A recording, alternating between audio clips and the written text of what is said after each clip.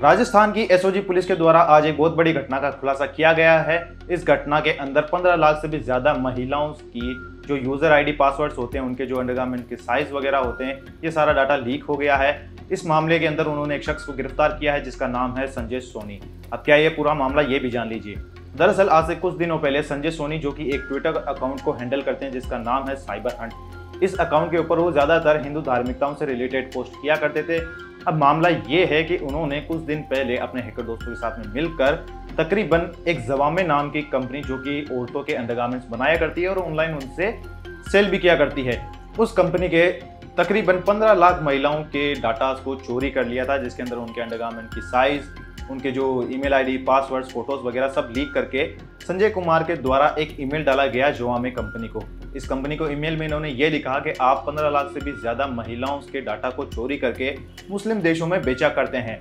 अगर मैं इसके बारे में पोस्ट कर दूंगा तो आपकी बहुत बदनामी होगी। इसके बाद में जवामे कंपनी ने इस पूरे मामले को दबाने के लिए तकरीबन $3100 इन हैकर्स के अकाउंट में सेंड किए थे, जिसमें से $1000 संजय सोनी के अकाउंट में भी आए थे। अब ये पूरा मामला तब बाहर निकला जब संजय सोनी ने जवामे कंपनी से और भी ज्यादा पैसों की डिमांड की। इस डिमांड के दौरान में जवामे कंपनी ने राजस्थान की स्पेशल विंग एसओजी को इसके बारे में लेटर लिखा और पूरी घटना के बारे में बताया और एफआईआर भी दर्ज कराई गई। इसके कुछ दिनों बाद ही संजय सोनी को गिरफ्तार कर लिया गया था उदयपुर से, और उसके 2 दिन चली रिमांड के बाद में उन्होंने कंफर्म किया कि हाँ, उन्होंने ही ये डाटा को लीक करवाया था और बाद में इस कंपनी को ब्लैकमेल किया था। उनका पर्पस था सिर्फ पैसा कमाना।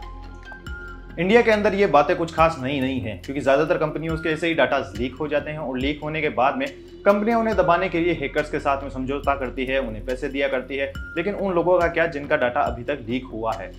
बाद में अब संजय सोनी की बात पर आते हैं तो उन्होंने बाद में कंपनी को यह भी ब्लैकमेल करने की कोशिश की कि अगर वो उनकी बात नहीं मानते, उन्हें पैसे नहीं देते हैं, तो ये पूरा डाटा वो ट्विटर अकाउंट पे ही डाल देंगे और इससे रिलेटेड वो एक पोस्ट भी करेंगे और अपने साथियों को ये भी बताएंगे कि इसके बारे में पोस्ट किया जाए, ताकि ज़्यादा से ज़्यादा इस कंपनी को नुकसान पहुंचे और इनके जो यूज़र्स हैं, जो इनके ग्राहक हैं, वो टूट जाए और ये कंपनी बंद हो जाए। इतना ब्लैकमेल होने के बाद में भी कंपनी ने इनको पैसे दिए, वो सबसे बड़ी गलत बात है, क्योंकि अगर आपके अकाउंट के डाटा हैक हो जाते हैं तो आपको तुरंत साइबर क्राइम में इसके बारे में इंफॉर्मेशन देनी पड़ती है, जो कि इस कंपनी ने नहीं किया। हालांकि इसमें कंपनी की भी गलती है, लेकिन सबसे ज़्यादा गलती है संजय सोनी जैसे लोगों की, जो हिंदू धर्म की आड़ में अपने क्राइम को अंजाम देते हैं। अगर आप भी ऐसे किसी ट्विटर हैंडल को फॉलो करते हैं तो ध्यान रखें, किसी भी प्रकार की पोस्ट पर तुरंत यकीन ना करें। उसे 3-4 से भी ज़्यादा अकाउंट हैंडल पर चेक कर ले।